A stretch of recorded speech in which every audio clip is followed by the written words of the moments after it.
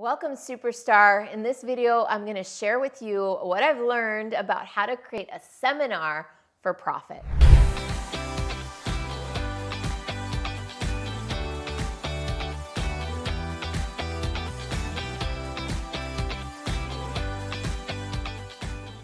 We have a lot to cover in this video. I'm going to start with talking about designing your seminar, coming up with the concept and the value proposition. I'm going to briefly touch on how to market it and enroll people into it, how to lead it, what to do on site at your seminar, and of course, how to enroll people from your seminar into something else, and then how to follow up. So we got a lot to cover. Let's go. Let's start with a quick just primer on what is a seminar. When I use the word seminar, it's basically a learning experience, like a longer form of a workshop. I think of a seminar as being a full day or even multiple days. So it could also be considered a retreat, but without the fancy location or venue. A seminar, I can imagine that people are sitting at desks and they're taking notes, and it has something to do with learning and growing. It's less about the spiritual, less about the personal development, and more about something that's got an application in real life. That's what I think of when I think of a seminar, kind of more academic, more mind-based. And by the way, this is where I cut my teeth in business. This is really where I got my start, was leading seminars. I have a love and a soft spot for this business model, and I still use seminars as a way to get people into my business and into the deeper inner work that I do with people. Let's start with the beginning. Let's start with designing your seminar.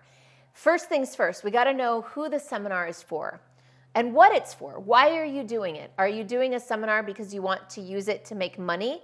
Or are you doing a seminar because you're trying to use it to get people into another program? Are you using it as marketing for something else, right? What's your intention of the seminar, and what is the ideal outcome that it's going to get? So generally, when I'm leading a seminar, my intention is to get people in that seminar interested in my next program. So I want to deliver massive value, deliver aha moments, and have people see blind spots so that they're ready and willing to take that next step on the journey with me. So you want to think about, who is the audience for your seminar?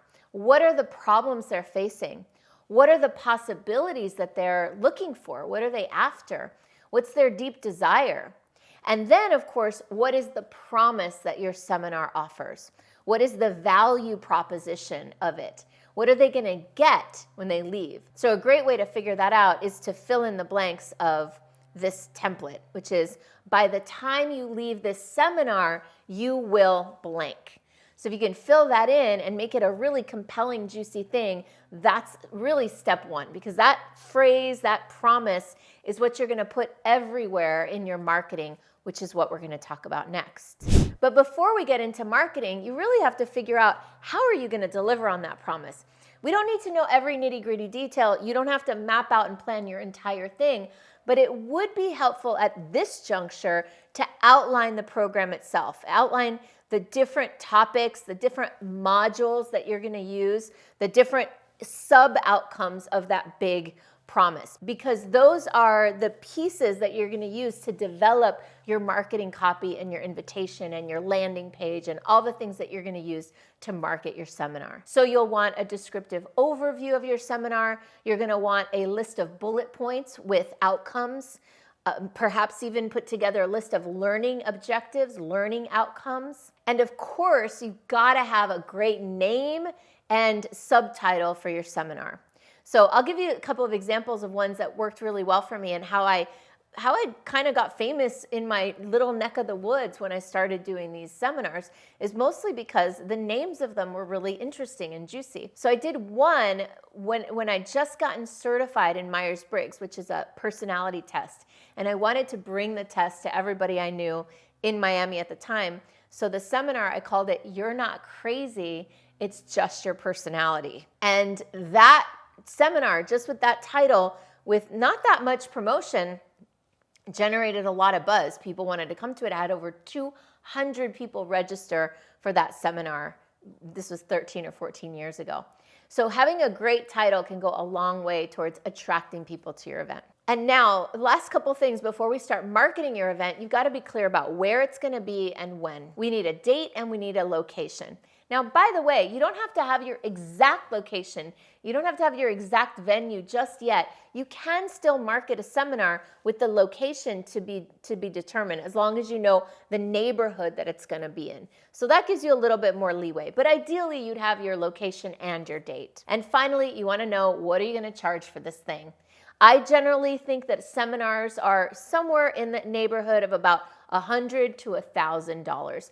That's just me. They can be more, they can be less, but that's usually the kind of the price bracket that I'm looking for. 100 for maybe a half day or a full day, all the way to 1,000 or even maybe 2,000 if you're talking about a multi-day event.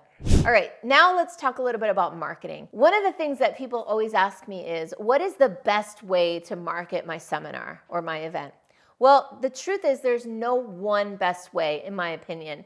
It's all about finding your marketing mix. It's finding that combination of things that work together to generate attendance for your event. At the very foundation of marketing, though, in my opinion, is email marketing. It's having a way to communicate directly with the people who've already expressed that they are interested in you or interested in your seminar. Now, the reason for that is that I think it's super important that you be able to communicate with your people without worrying about a platform like Facebook or Instagram messing with you, right? Because that can happen now. People spend all this time and energy gathering their communities only to have their Facebook group shut down for no good reason. So I highly recommend using all of your resources and bringing everybody into an email list and promoting primarily to the people who are already on your list. So even if you're doing Facebook ads or Google ads, or if you're doing Instagram or YouTube like this, funneling everybody back to your email list. One of the other great ways that I've found to market seminars in particular is through Eventbrite. Eventbrite is a platform that you can use to enroll people into your seminars, to gather your RSVPs, to take payment. And one of the coolest things that Eventbrite does is it also shows your event to other people in your area. And if you turn on the Facebook feature, it will also tell people when their friends have registered for your program and see if they're interested in coming too. So that's one of the cool things about Eventbrite. And you can also advertise in Eventbrite to people you've never even met before. Other ways to market include obviously social media, through affiliates, through partnerships. When somebody signs up to your program, offering them a special bring a friend rate. That was one of the biggest ways that I got new women into my Women's Success Summit all those years ago. And then also PR is a great strategy, especially if it's a local event. It's a lot less expensive to get public relations and media for a local event than it is for a national one. So if you're operating locally, connecting with local media, getting a PR person at $100 an hour to do 10 hours worth of work might really be worth it. And then also one of the ways that I built my business early days was connecting with local chambers of commerce and letting them promote for me to their members by giving them promotion. So cross-promoting with chambers of commerce to fill my seminars. And also, if you have a professional affiliation, if you're in a specific industry, going to your industry associations is a great way to get people to attend your seminar. Now, before I continue, I want to invite you to take a moment and like this video, subscribe to my channel. I would really appreciate it. Now we've got to talk about enrollment. So you're doing all this marketing. Want to make sure we optimize people actually enrolling in your seminar, right? If it's a lower cost seminar, then it's pretty easy for people to just enroll online through an Eventbrite.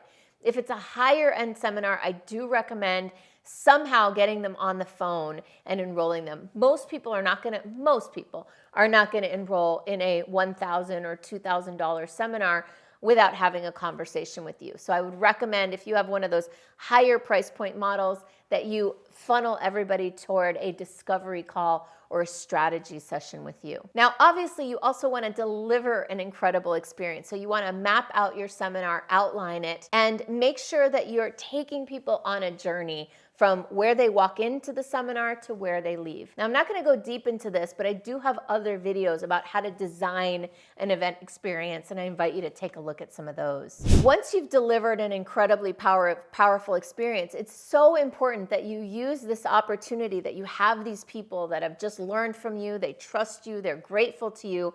Invite them into whatever is next in that journey. So I highly recommend making some sort of call to action right there in your seminar. Not necessarily even at the end. I would actually do the call to action somewhere between halfway and 3/4 of the way through, and give those people an incentive to sign up right away. One of the things that I do is that I always say that whatever they paid to the seminar, they can credit that forward into the next program, into the higher program. But they have to do that during a certain time frame. So they might have up to 24 or 48 hours from the seminar to do that. And if they need to, they can set up a call with me or a conversation with me to talk about it. And then finally, make sure that you're following up with people.